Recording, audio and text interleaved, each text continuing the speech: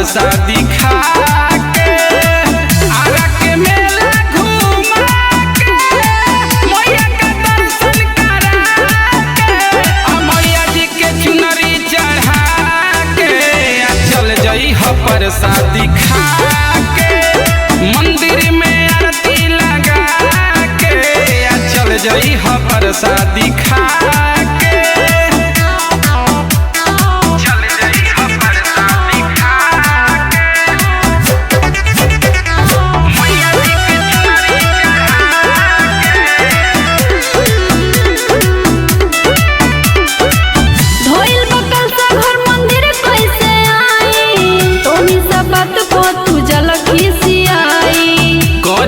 phone video call उठाव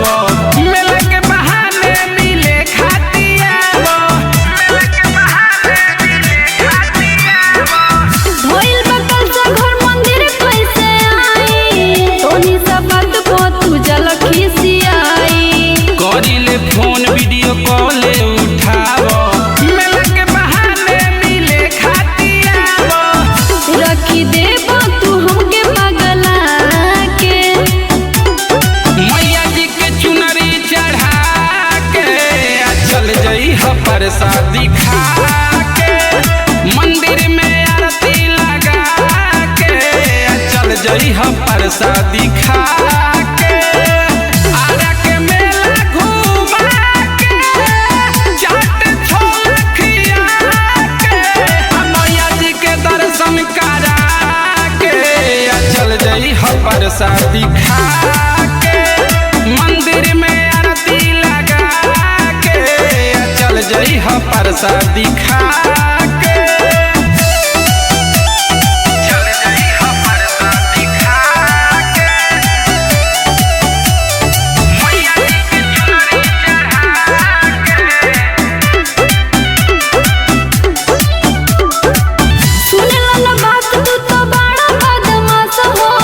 जानी जे माई तो कदी ही नास हो आरती निजवाला से करो न बहाना कोई जाए डांस बाजी अर्जुन के गाना कोई जाए डांस बाजी अर्जुन के गाना सुने ला बात तू तो बड़ा बदमाश हो जानी जे माई तो कदी ही नास हो बबुआ रज से जानी कहरा बहाना कोई जाए डांस बाजी छलिया के गाना तू तो छोड़ देब सबके जना के मैया जी के चुनरी चढ़ा के चल जई ह प्रसादी खा के मंदिर में आरती लगा के चल जई ह प्रसादी खा के पटना के मेला घूमा के गांधी मैदान देखा के मैया जी के चुनरी चढ़ा के चल जई ह प्रसादी खा के मंदिर में आरती लगा के चल जई ह प्रसादी खा